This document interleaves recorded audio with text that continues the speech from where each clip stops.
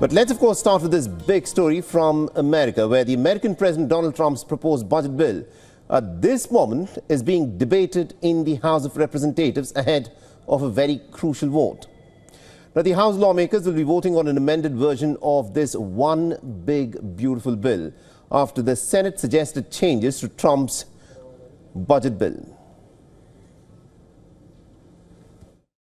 This bill creates the right incentives for historic economic growth, makes unprecedented investments in our military and border security, and implements the largest spending reduction in American history by twofold. The bill still kicks 17 million Americans off their health care. Record cuts to Medicaid, record cuts to the Affordable Care Act, record cuts to Medicare. But that's not all. 4.5 million kicked off nutrition assistance, mostly seniors and children. Why? To help subsidize massive tax cuts that mostly go to the top 1%. The final yes or no vote in the House comes after hours of delay during an earlier procedural vote. But the Republican lawmakers in the lower chamber were successful in advancing the tax cut and spending bill after overcoming divisions within the party. This is the legislative process. This is exactly how I think the framers intended for it to work. We feel very good about where we are, and we're moving forward. So we are going to deliver the big, beautiful bill, the President's America First agenda, and we're going to do right by the American people. This is going to be a great thing for the country. Look forward to moving it forward. Now, if the House of Representatives passes this Senate amended bill, then the approved draft reaches the American President Donald Trump's desk for his signature. And then it, of course, would become a law.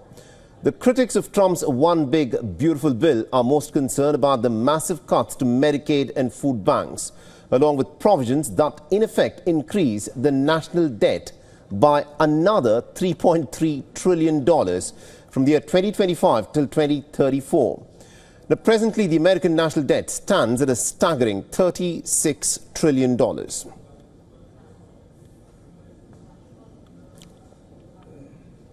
So as Trump's proposed budget bill inches closer to becoming a law, many in the health sector and also in food bank programs are worried about its impact. Listening to what they have to say.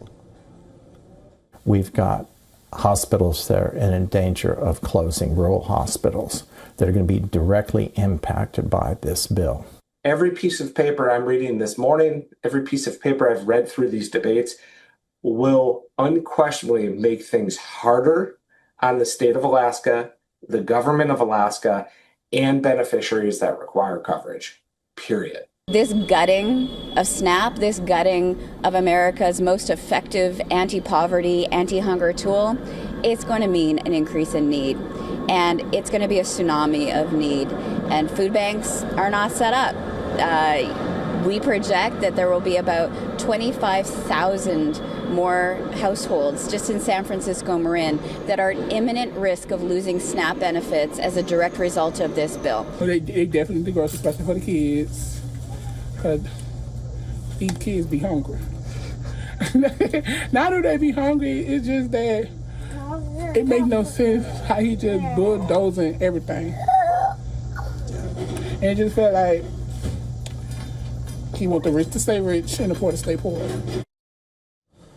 All right, now joining us in the broadcast, we've got Mr. Bishop Garrison, who's a lawyer and also a former senior advisor to the Secretary of Defense and a current senior fellow and adjunct professor at the National Security Institute at George Mason University Law School. Mr. Garrison, thank you very much indeed for joining us here on this broadcast.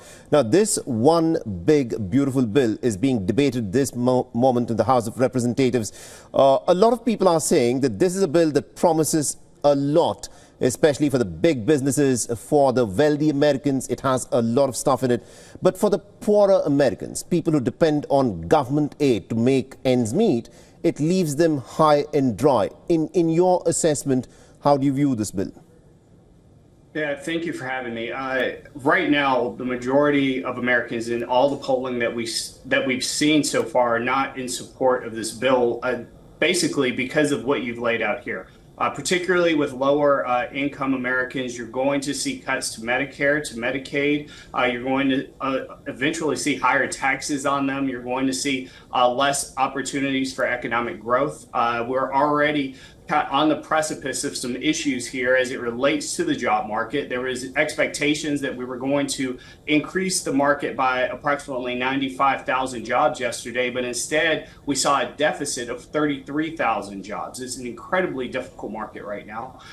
We've already seen many cuts to HHS, to programs across the State Department, across education, particularly our domestic programs that are designed to support some of our less fortunate, underrepresented communities, rural communities, as some of your experts there discussed, rural hospitals and rural support networks. And this bill is going to devastate that. You're looking at $3.4 trillion of an increase to an already ballooning deficit, around $36 trillion as it stands. Right. Now, the MAGA movement is predominantly powered by the working class of America, because this is where a lot of the Trump supporters come. And this is what Trump has been saying, that he wants to bring manufacturing jobs back to America. But when you look at the impact of this bill, it leaves almost about 80% of the American population without the necessary tax cuts that it was hoping for, while the top 20% are getting some massive tax cuts.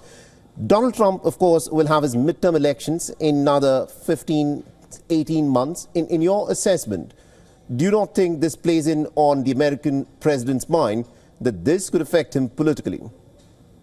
Well, I can't speak to that. I can only say that this bill is not going to do what it is hoped or designed to do. Yes, it's going to provide some incentives from a tax perspective for manufacturers, corporations, in order for them to gain more of their profits.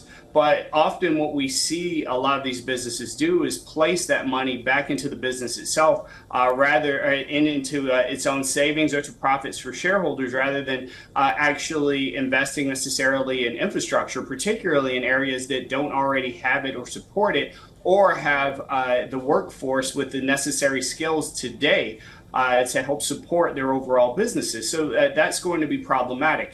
And the areas that we unfortunately see a lot of this in tend to be some of our more rural states that often, in terms of their affiliations, run more on the conservative line. So ultimately, you're going to see a lot of those individuals, unfortunately, hurt by the removal of a lot of these programs and a lot of this money that they have become accustomed to flowing into the state. Will be interesting as to how it plays out. Thank you very much indeed, Mr. Garrison, for joining us with that perspective. Thank you for having me.